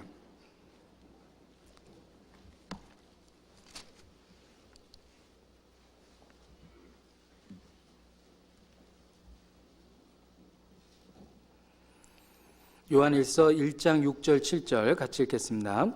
만일 우리가 하나님과 사귐이 있다고 어두운 가운데 행하면 거짓말을 하고 진리를 행치 아니하거니와 저가 빛 가운데 계신 것 같이 우리도 빛 가운데 행하면 우리가 서로 사귐이 있고 그 아들 예수의 피가 우리를 모든 죄에서 깨끗하게 하실 것이요 그랬습니다. 하나님과 사귐이 있다고 어두운 가운데 행할 수 없다라는 거죠. 하나님은 거룩한 분이기 때문에 그렇습니다. 그래서 우리가 신앙을 갖게 되고 하나님을 인정하고 그리고 복음을 깨닫게 된다면 자연스럽게 우리 안에 죄에 대한 거부감이 생깁니다. 죄성이 없어지는 것이 아니라 죄를 지을 수 있는 범죄에 대해서 자기 자신이 혐오하고 죄를 미워하고 죄에 대해서 극히 꺼리게 됩니다. 그래서 자기의 생활을 돌아보고 도덕적으로 구별된 생활을 하게 되는 겁니다. 에녹이 하나님과 동행했다라는 삶은 그는 도덕적으로도 거룩하고 성결한 삶을 살았다라고 이야기할 수 있습니다. 구약성경 미가서 6장 8절입니다. 구약성경 미가서 6장 8절 비가나움 하박국 미가서 6장 8절입니다. 아직도 찾고 계시면은 성경 더 열심히 찾아서 익숙해질도록 이렇게 보셔야 될 것 같아요. 1296페이지입니다. 미가서 2장 6절 말씀부터 8절까지의 말씀을 읽는데 8절 말씀은 두 번 읽죠. 6절로 8절 읽으면서 내가 무엇을 가지고 여호와 앞에 나아가며 높으신 하나님께 경배할까? 내가 번제물 1년 된 송아지를 가지고 그 앞에 나아갈까? 여호와께서 천천의 수양이나 만만의 강수 같은 기름을 기뻐하실까? 내 허물을 위하여 내 마다들을 내 영혼의 죄를 위하여 내 몸의 열매를 드릴까? 사람아, 주께서 선한 것이 무엇임을 내게 보이셨나니 여호와께서 내게 구하시는 것이 오직 공의를 행하며 인자를 사랑하며 겸손히 네 하나님과 함께 행하는 것이 아니냐? 사람아, 주께서 선한 것이 무엇임을 내게 보이셨나니 여호와께서 내게 구하시는 것이 오직 공의를 행하며 인자를 사랑하며 겸손히 네 하나님과 함께 행하는 것이 아니냐. 자, 여호와께서 내게 구하시는 것이 무엇이겠느냐? 천천의 수양과 만만의 강수와 같은 기름을 구하시겠느냐? 아니면 네 허물로 인해서 네 태 열매를 구하겠느냐? 그런 것이 아니다라는 겁니다. 하나님과 동행하기를 원하시는데 그 동행할 때 공의를 행하고 인자를 사랑하고 겸손히 내 하나님과 함께 행하는 것을 원하시지 않겠느냐, 그렇게 얘기하십니다. 자, 하나님과 함께 행하라라는 말씀입니다. 하나님을 인정하고 우리의 삶에 있어서 주인으로서 하나님을 인정하고 그리고 우리의 모든 말하고 행하는 모든 면이 하나님 앞에 있다라는 그런 신전의식을 가지라, 그런 말씀입니다. 그리고 단지 하나님을 인정하는 삶으로 끝나지 말고 공의를 행하고 인자를 사랑하고 겸손히 행하라 이러셨습니다. 하나님은 거룩하기 때문에 우리가 도덕적인 성결이 요구된다는 거예요. 그래서 공의를 행하라, 그리고 인자를 사랑하라, 그리고 겸손히 내 하나님과 함께 행할 것이 아니냐 그랬습니다. 결국은 하나님과 동행한다라는 말씀 속에 바로 공의를 행하고 또 인자를 사랑하고 그리고 겸손하고 이런 면들이 포함되어 있다라고 얘기할 수 있습니다.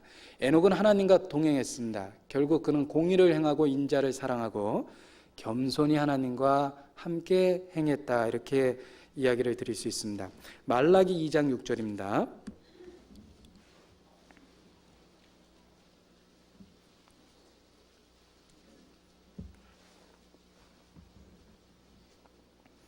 말라기 2장 6절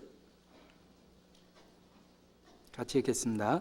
그 입에는 진리의 법이 있었고 그 입술에는 불의함이 없었으며 그가 화평과 정직한 중에서 나와 동행하며 많은 사람을 돌이켜 죄악에서 떠나게 하였느니라. 자, 여기도 하나님과 동행한다라는 말이 나옵니다. 나와 동행하며 그랬죠. 근데 그 앞에 보면 그 입에는 진리의 법이 있었고 그 입술에는 불의함이 없었으며 그가 화평과 정직한 중에서 나와 동행했다, 이렇게 얘기합니다. 그러니까 하나님과 동행하는 삶이 죄를 멀리 할 수 있도록 도와주고 또 하나님께 죄를 멀리하는 그 삶이 하나님과 더욱 친밀감을 느끼게 하고 동행하는 삶을 지속하게 도와줍니다. 그러니까 그 두 가지가 항상 함께 기록되어 있는 겁니다. 우리의 삶 속에서 에녹처럼 하나님과 동행한다면 항상 하나님과 교제하고 우리의 마음이 하나님이 이 자리에 함께 계시다는 걸 믿고 그리고 이러한 경우에 하나님이 어떻게 하셨을까? 그의 뜻을 생각해보고 하나님을 구하고 찾는다면 자연스럽게 우리 생활 속에 죄는 멀어집니다. 하나님과의 그 거룩한 교제가 우리의 육신의 소욕으로부터 우리를 구별시켜 줍니다. 우리의 동행자는 거룩하시고 그분은 빛입니다. 그분이 우리에게 가까이 있는 것 그 자체, 우리가 그분을 인정하는 그 자체가 우리의 삶 속에서 죄를 없애주는 겁니다. 그래서 우리의 말이 달라지고 우리의 눈빛이 달라지고 우리의 평소의 생각이 달라지고 우리의 발걸음이 달라집니다. 내가 가는 곳이 달라집니다. 구원받기 전과 구원받기 후가 말하는 게 똑같습니까? 생각하는 게 똑같습니까? 하루 종일 가는 곳이 똑같습니까? 만나는 사람이 변함없습니까?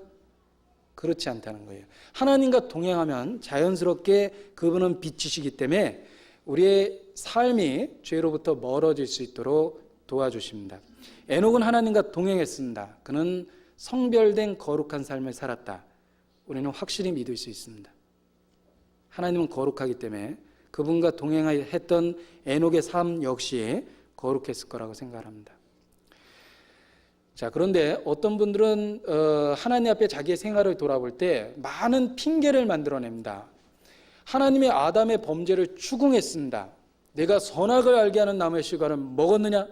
하나님이 책망하셨을 때 아담은 제일 먼저 잘못됐다는 말보다는 핑계를 댑니다.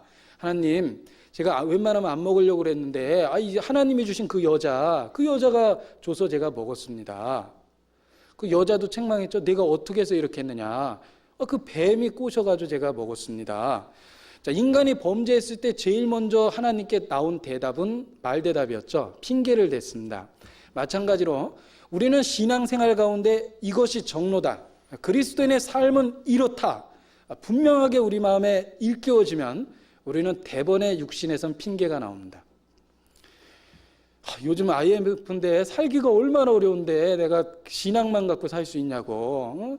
요즘에는 수단 방법을 가리지 않고 살아도 살기 힘든 판에 어떻게 내가 삶 속에서 하나님을 인정하겠냐고. 하나님은 처자식이 없지만 나야 처자식 놓고 아니 애들하고 먹고 살아야 되는데 내가 어떡하냐. 그리고 교회 목사나 전도사는 맨날 성경만 보고 있으니까 말은 그렇게 할 수 있지. 나같이 직장 다니고 맨날 접대해야 되고 사람 만나봐. 거래처가 그게 얼마나 복잡해. 영업 안 하고 영업할 수 있어?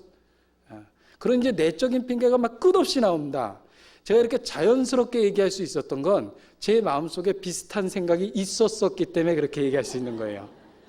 그러니까 핑계가 막 나옵니다. 어떻게 성경대로 사냐? 내가 사는 세상은 그런 세상이 아닌데. 그런데 에녹은 어떤 깊은 산골에 격리되었던 수도사가 아닙니다. 그는 평범한 삶을 살았던 사람이에요. 가장 죄가 많았던 세상에 평범한 삶을 살았습니다. 죄가 많았다는 거 어떻게 합니까? 홍수 전입니다. 죄가 점점점 무르익고 있었던 그 시대에 에녹이 살았습니다. 그는 주변에 많은 죄의 유혹을 받습니다. 아마 우리의 삶의 모습하고 비슷했을 거예요.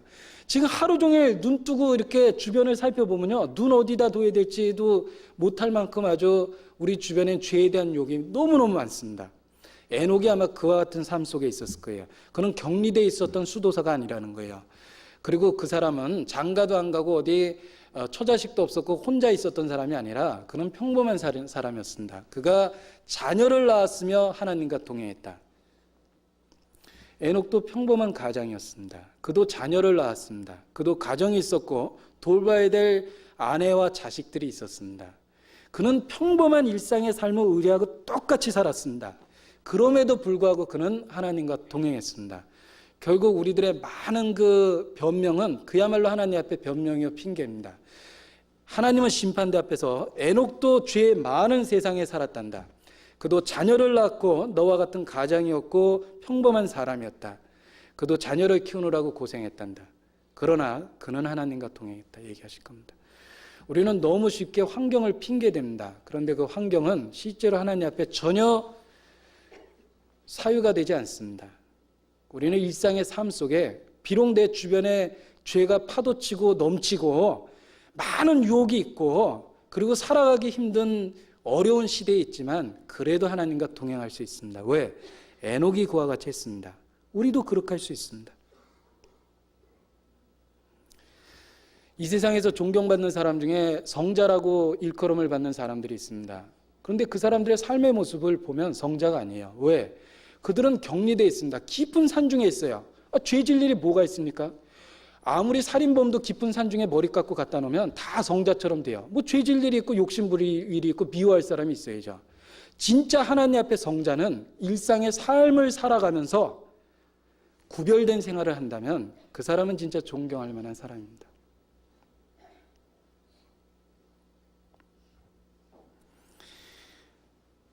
에녹은 평범한 삶의 일상의 모습을 가지고 있었고 그럼에도 불구하고 하나님과 동행했습니다. 그도 가장이었고 그도 자녀를 낳았습니다. 그도 어려운 죄가 많은 세상에 살았습니다. 우리도 그렇게 할 수 있다는 가능성을 보여주는 거예요. 그래서 아담처럼 핑계를 우리 마음에 둘러대기 전에 먼저 에녹이 어떻게 승리했는가, 어떻게 하나님과 동행했는가의 교훈을 받고 우리도 그렇게 에녹처럼 변화시켜달라고 하나님께 부르짖는 게 더 현명합니다. 에녹은 일상의 삶 속에서도 하나님과 동행했습니다.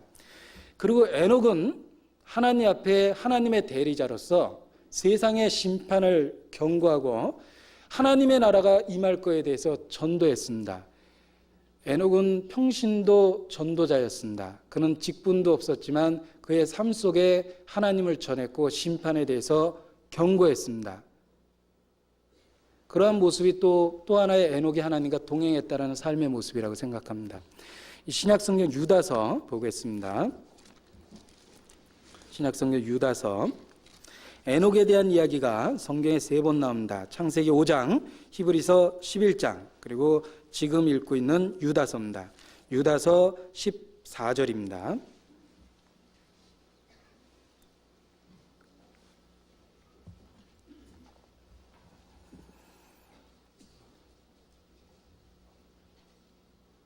(14절부터) (15절까지) 같이 읽겠습니다. 아담의 7세손 에녹이 사람들에 대하여도 예언하여 이르되 보라, 주께서 그 수만의 거룩한 자와 함께 임하셨나니 이는 무사람을 심판하사 모든 경건치 않은 자의 경건치 않게 행한 모든 경건치 않은 일과 또 경건치 않은 죄인의 주께 거스려 한 모든 강팍한 말을 인하여 저희를 정죄하려 하심이라 하였느니라. 자, 여기 에녹에 대한 이야기가 한 번 더 나옵니다. 에녹이 사람들에 대하여 예언했습니다. 보라, 주께서 그 수만의 거룩한 자와 함께 임하셨다. 예수 그리스도의 재림을 봤습니다. 그리고 심판이 있을 거에 대한 분명한 이야기를 했는데 15절에 보면 이는 무사람을 심판하사 모든 경건치 않은 자의 경건치 않게 행한 모든 경건치 않은 뭐라고 되어 있죠? 그 다음에 일과 그 다음에 또 경건치 않은 자의 죄인의 주께 거스려 한 모든 강팍한 말을 인하여, 자, 주님이 다시 오실 거라는 것에 대한 선언을 했습니다. 그리고 또 하나 심판에 대한 경고를 했습니다. 그는 그 시대의 전도자였습니다. 그 시대에 하나님의 말씀을 대언했습니다. 그 하나님과 동행하는 모습이에요. 우리도 마찬가지입니다. 우리는 주님이 다시 오신다라는 걸 증거해야 됩니다. 주님이 오시고 주님이 다스리는 또 하나의 세계가 있다는 걸 증거해야 됩니다. 그리고 하나님을 거스려 행하는 모든 일에 심판이 있다는 걸 경고해야 됩니다. 우리의 삶의 모습 속에서 죄를 두려워하고 죄로부터 구별되어 있는 우리의 모습이 주님의 재림과 심판이 있다는 걸 전도하는 가장 확실한 언어라고 생각합니다. 말로 하는 전도 누구든지 할 수 있습니다. 생활로 하는 전도는 진짜 그리스도인만이 합니다. 주님의 재림이 있을 것 같다. 그리고 그의 심판이 분명히 있다. 그걸 우리 생활 속에 보여줄 수 있는 사람은 진정한 그리스도인밖에 없습니다. 그래서 너희는 심판받을 자처럼 말도 하고 행동도 하라 그랬습니다. 구원받은 그리스도인이 의를 사모하고 죄를 극히 꺼리고 그러한 삶의 모습이 이 세상에 대한 전도의 메시지라고 생각합니다. 에녹은 주님의 재림과 심판이 있을 것에 대한 이야기를 분명하게 선언했습니다. 하나님과 동행했던 또 하나의 삶의 모습입니다. 우리들의 모습도 역시 주님의 재림과 심판에 대한 분명한 경고를 이 세상에 대하여 해주는 것이 마땅하다고 이야기할 수 있습니다. 자, 그런데 그 심판에 대한 이야기 중에 모든 경건치 않은 일과 거기서 끝난 게 아니었어요. 모든 강팍한 말, 행동뿐만 아니라 언어로 짓는 죄도 무지 많다는 겁니다. 그 일과 말에 대하여 하나님이 심판하십니다. 근데 그 말이라는 거 앞에 이렇게 쭉 붙어 있는 말을 보면 경건치 않은 죄인의 그 다음에 주께 거스려 한 모든 강팍한 말입니다. 사람과 사람에 대한 강팍한 말도 심판하시지만 주께 대하여 거스려 한 모든 강팍한 말은 더 큰 심판을 받습니다. 주께 거스려 한 강팍한 말이 어떤 말입니까? 종교적인 변론, 그리고 신앙적인 모독, 하나님 신성에 대한 변론들 얼마나 많습니까? 이 세상 사람들 하나님이라는 말로서 변론 짓는 이론들 보면은요 아주 기가 막힙니다. 그 많은 철학서적에 인간의 이성을 숭상했던 많은 철학자들의 서적 속에 그 신에 대한 변론이 무지 많이 나옵니다. 그런 모든 말이 바로 주께 거스려 한 모든 강팍한 말이라고 생각합니다. 하나님 반드시 심판하십니다. 많은 철학자들이 신에 대해서 변론합니다. 그런데 진정한 의미에서 자기 영혼을 위해서 구체적으로 확인해보고 기도해 본 적은 없습니다. 그들은 변론을 위한 변론을 합니다. 제 구원받고 개인적으로 하나님 앞에 크게 회개하고 내 자신이 하나님 앞에 아주 큰 죄를 지었다라고 느꼈던 것 중에 하나, 도덕적인 죄도 있습니다만 그런 것 떠나서 진짜 큰 죄라고 느껴졌던 게 있었어요. 친구들하고 앉아서 또 내 주변에 있는 많은 사람들에게 종교적인 변론했습니다. 하나님의 섭리에 대해서 변론했습니다. 나중에 가만히 보니까 주께 거스려한 모든 강박한 말이었어요. 그 일에 대해서 하나님 심판하십니다. 예전에는 내가 그렇게 도덕적인 죄를 별로 안 지었으니까 뭐 그렇게 큰 죄가 없다 이렇게 생각했어요. 근데 내 삶 속에서 많은 종교적인 변론들, 그리고 주변의 많은 사람들에게 하나님에 대한 아주 세상 철학자들이 이야기하는 그 변론을 많이 했습니다. 그런 것도 큰 죄라는 걸 알게 됐어요. 그런데 아무튼 하나님의 은혜는 크고 넘쳤습니다. 그 많은 변론을 주고받았던 내게조차 하나님은 은혜를 베풀어 주셨어요. 제가 변론했던 건 딱 한 가지 이유입니다. 하나님에 대해서 몰랐습니다. 성경에 대해서 몰랐습니다. 그리고 그분은 나의 어리석음을 일깨워줬다고 생각해요. 그래서 내가 큰 은혜를 받았다고 늘 생각하는 것 중에 하나가 바로 그 하나님을 알지 못할 때 했던 많은 종교적인 변론들, 그 변론들이 하나님 앞에 큰 죄였고 내가 용서받았던 죄 중에 그 죄도 있었구나라는 걸 알게 되었습니다. 그리고 더욱 하나님의 은혜가 아주 크고 넘쳤다는 걸 알게 됐어요. 내가 결코 합당해서 나를 구원해 준 게 아니라 하나님의 은혜였다라는 걸 더욱 느낄 수 있습니다. 히브리서 11장 보겠습니다.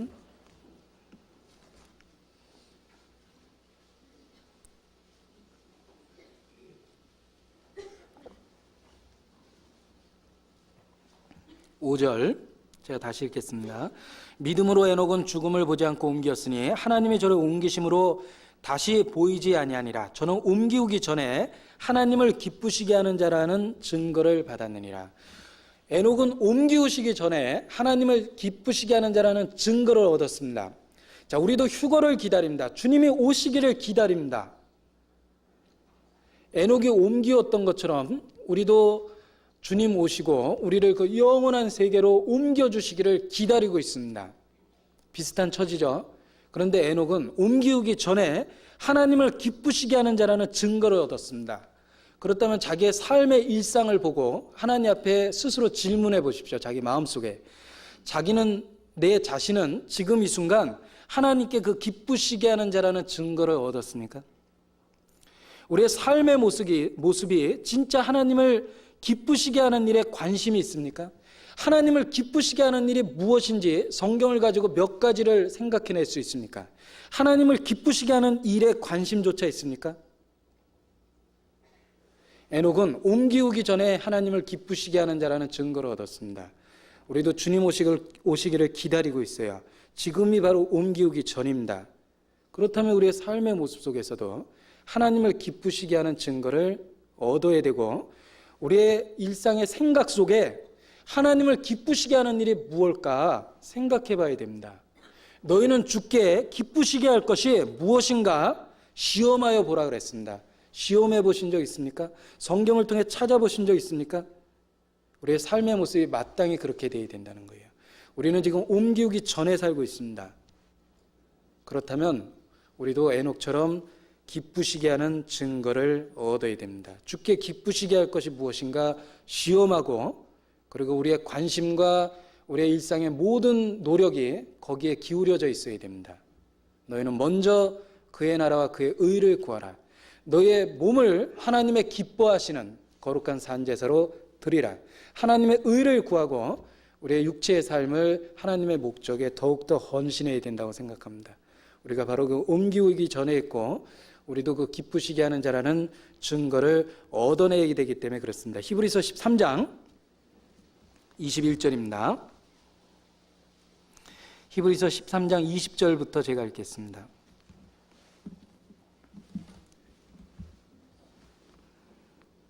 주의 큰 목자이신 우리 주 예수를 영원한 언약의 피로 죽은 자 가운데서 이끌어내신 평강의 하나님이 모든 선한 일에 너희를 온전케 하사 자기의 뜻을 행하게 하시고 그 앞에 즐거운 것을 예수 그리스도로 말미암아 우리 속에 이루시기를 원하노라.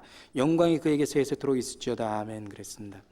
자, 이게 아주 긴 문장이라는 걸 알 수 있습니다. 히브리서 13장 20절 21절은 긴 문장입니다. 긴 문장인데 너무 길기 때문에 읽어도 무슨 얘기인지 잘 이렇게 안 들어올 때가 있어요. 근데 그 말을 핵심을 딱 집어내면 그 앞에 하나님에 대한 수식어가 쭉 붙어 있죠. 그러니까 하나님에 대한 수식어를 양의 큰 목자이시고 우리 주 예수를 영원한 언약의 피로 죽은 자 가운데 이끌어내신 평강의 하나님이 이렇게 돼 있습니다. 그러니까 실제로 주어는 하나님이 모든 선한 일에 너희를 온전케 하사 자기의 뜻을 행하게 하시고 그 앞에 즐거운 것을 예수 그리스도로 말미암아 우리 속에 이루시길 원하노라. 자, 이 말을 핵심만 뽑아내 보면 하나님이 자기의 뜻을 행하게 하시고 그 앞에 즐거운 것을 하나님이 즐거워하시는 그것, 하나님 면전에 즐거워하는 그것을 예수 그리스도로 말미암아 우리 속에 이루시기를 어떻게 한다고요? 원하노라.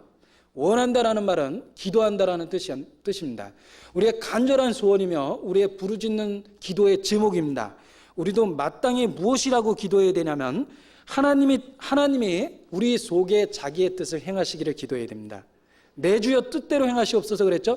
하나님이 내 속에 자기의 뜻을 이루시기를 원하고 기도해야 됩니다. 그리고 또 하나, 하나님이 즐거워하는 것을 내 속에 이루어 주시기를 또 기도해야 됩니다. 주님이 뜻하시는 일, 주님이 기뻐하시는 일, 내 생애 속에, 내 속에 이루어 주십시오라는 기도가 필요합니다. 아주 복잡한 문장이지만 그 핵심적인 뜻을 그렇게 찾아낼 수 있어요. 하나님의 뜻을 행케 하시고 우리 속에 하나님이 즐거워하시는 그것을 내 속에 이루어 주십시오. 우리의 기도 제목이 되어야 되겠죠. 진흙과 같은 날 빚으사 새롭게 하여 주옵소서. 주옵소서 기도의 제목입니다. 진흙과 같은 날 빚으사. 모든 권능은 하나님께 있습니다. 나를 변화시킬 수 있는 분도 하나님이십니다. 우리는 부르짖고 하나님께 구해야 됩니다. 하나님이 내 속에 자기의 뜻을 행하게 하시고 하나님 보시기에 즐거운 일로 내 안에 이루게 하시기를 원해야 됩니다. 기도해야 됩니다. 우리의 기도 제목이 분명해야 돼요. 하나님이 그 일을 하실 수 있습니다. 그는 전능하십니다. 저희는 힘을 얻고 또 얻어 마침내 시온에서 하나님 앞에 나타나리이다 그랬습니다. 하나님 앞에 나타나는데 힘을 얻고 또 얻어 나타난다. 하나님이 우리 안에 이루시기를 우리는 원하고 기도하고 하나님은 그렇게 하실 겁니다. 우리의 기도를 들으실 겁니다. 그래서 우리의 생애를 변화시킬 겁니다. 그 기도하는 가운데 내 가치관이 바뀌었고 내가 생각하는 게 달라졌고 내가 굉장히 귀하다고 생각했던 육신적인 일이 손에서 놓아지고 진짜 하나님이 나를 새롭게 빚어놨다는 걸 어느 날 깨닫게 될 겁니다. 그리고 하나님 우리 마음속에 이는 내 사랑하는 자요 내 기뻐하는 자라 그 확신을 더욱더 심어주실 거라고 생각합니다. 다 같이 기도하시겠습니다. 사랑과 권능이 많으신 거룩하신 하나님, 우리의 생애를 변화시켜 주시기를 참으로 주님 앞에 기도합니다. 하나님 앞에 가치 있는 것, 귀한 것, 의미 있는 것, 보람 있는 것 우리의 생애 속에 이룰 수 있도록 주님 도와주시고 우리의 생애를 주관하여 주시옵소서. 그 옛날 예수님처럼 말할 수 있도록 주님 도와주시고 예수님처럼 불쌍한 영혼을 생각할 수 있도록 또한 도와주시옵소서. 그 예수님 행하신 것처럼 우리도 행할 수 있도록 도와주시고 그 예수님이 받았던 증거처럼 사랑하는 자여 기뻐하는 자가 될 수 있도록 도와주시기를 원합니다. 우리는 연약하고 어리석습니다. 오직 하나님의 그 거룩하고 자비로운 보좌 앞에 우리의 연약함을 고백하고 주님의 능력만을 바라고 간절히 기도합니다. 우리의 생애를 주관하시고 변화시켜 주옵소서.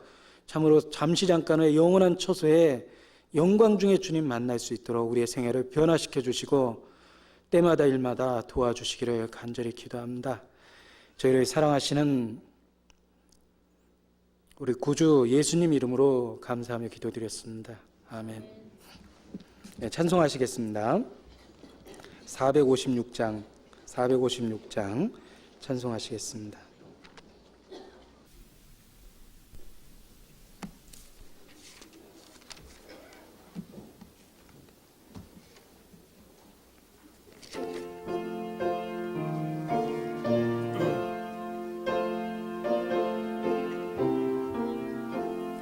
주와 같이 길 가는 것 즐거운 일 아닌가.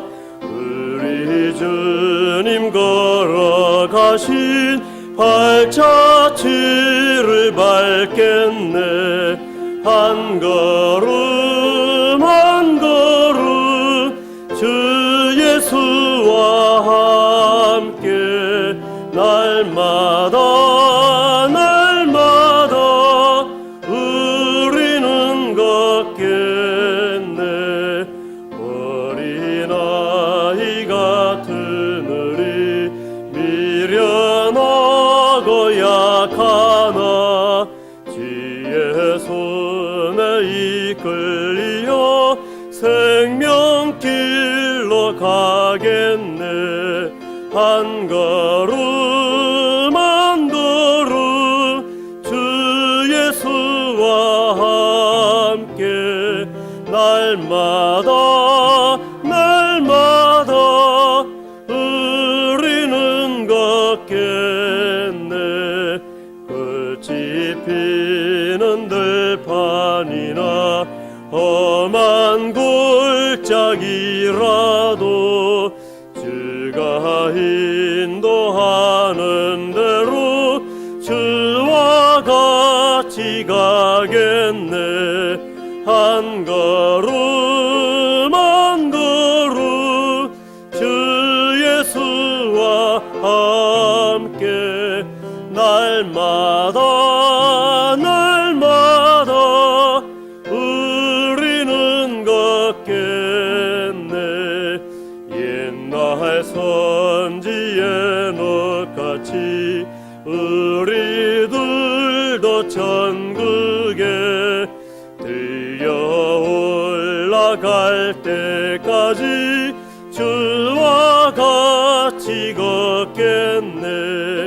한 걸음 한 걸음 주 예수와 함께 날마다 우리는 걷겠네. 광고 말씀 없습니다. 안녕히 돌아가십시오.